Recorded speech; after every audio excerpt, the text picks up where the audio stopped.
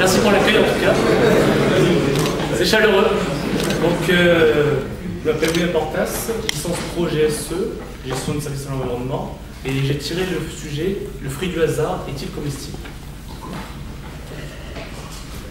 Commençons ce voyage il y a des milliards d'années, là où le rien fit apparaître le tout. Je m'explique. Comme vous le savez, notre univers est un vaste néant où seule la gravité demeurant reine sur ce sombre royaume. Cependant, nous sommes tous là. Moi devant vous, vous devant moi. La question qu'il faudrait se poser est comment un hasard peut-il naître de rien? Sans éléments, il ne peut y avoir de hasard. Mais pourtant, dans cette pénombre, de nombreuses étoiles scintillent et même certaines formes de vie y apparaissent. Il nous suffirait de comprendre les origines de la gravité. Hélas, nous ne le pouvons. Enfin, ceux qui n'ont pas mangé le fruit du savoir. Ceux qui nous ramènent au sens commun du hasard, qui est ce qui est inexplicable. Venons-en au fruit, cette espèce vivante composée d'un noyau plus souvent appelé graine, d'une chair et d'une paroi nommée peau. Il devient comestible pour l'homme et les animaux selon les saisons et sa maturité. Comment un simple organisme tel que le fruit peut-il ainsi nous duper pour simplement se disséminer? Son stratagème est infaillible. Tout d'abord, il se vêtit de sa plus belle robe pour attirer notre regard en prenant bien soin de toujours cacher sa tête et de nous montrer que son derrière. Le piège s'enclenche. Nous nous rapprochons d'un pas ferme et décidé pour l'appâter. Pour les plus timides, évitant le contact physique, le temps étant leur meilleur atout, le fruit en tombe amoureux. Pour les autres, qui cherchent à le conquérir, s'il se laisse prendre, c'est qu'il se sent prêt à être conquis. Le premier baiser est le plus important. On perçoit sa chair, sucrée, tendre, pulpeuse, charnue, acide, on en devient vite accro. La confiance s'installe et nous voulons toucher son cœur. Malheureusement, dans cette société, nous pouvons facilement jouir de ces nombreuses merveilles issues de ce monde. Ce qui a eu un impact radical sur la nature propre de l'homme. Il ne procrée plus, il infidélise. Ce fléau, c'est cette même société qui, à travers des spots publicitaires, nous pousse au polygamisme, en nous obligeant à consommer 5 fruits et légumes par jour. Le noyau, ayant perdu sa virginité, se trouve à nu et meurt de chagrin.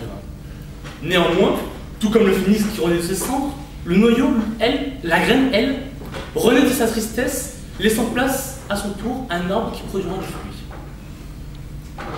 Je ne vous le cache pas que mon intervention ici soit réellement le fruit du hasard. J'ai pourtant dû cultiver mon jardin d'Éden sans pour autant croquer le fruit défendu. J'ai tout fait pour ne pas vous raconter de salade. J'ai souvent dû couper la poire en deux, et quand l'idée me venait, j'appuyais sur le champignon en faisant attention à ne pas prendre de prunes. Et à force de travailler, ce n'était pas mes jambes, mais plutôt ma tête qui partait en compote. J'ai failli tomber dans les pommes, mais pour garder la pêche, je me suis toujours souvenu qu'un bon agriculteur ne récolte que ce qu'il sème. Et ce n'est qu'avec labeur que le camp en ressort meilleur. Mais qu'en est-il de l'esprit? Pour qu'un homme soit totalement sain, il doit l'être corps et âme. N'avez-vous pas remarqué? Un bonheur ou un malheur n'arrive à la maturité qu'après un certain temps et différents stades d'évolution. C'est à ce moment précis que notre esprit intervient. Il joue le rôle de cet agriculteur. Pour obtenir une bonne récolte, il nous faut une terre riche et fertile, un ensoleillement adapté à nos plantes, une eau de qualité, issue du réseau Veolia par exemple, et beaucoup d'amour et de tendresse à offrir pour élever sa progéniture, surtout chez les figuiers.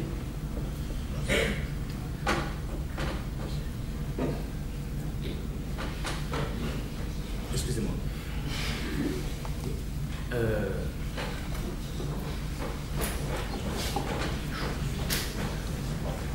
Dès qu'on parle de filles, tu peux plus t'arrêter. Oui, c'est pour ça. C'est pour ça. Que je suis perturbé. Ah bah voilà. La fille m'a toujours attiré. Et elle me fait perdre la tête, comme on dit. Voilà, mais tu vas la retrouver rapidement. Oui, elle va trouver.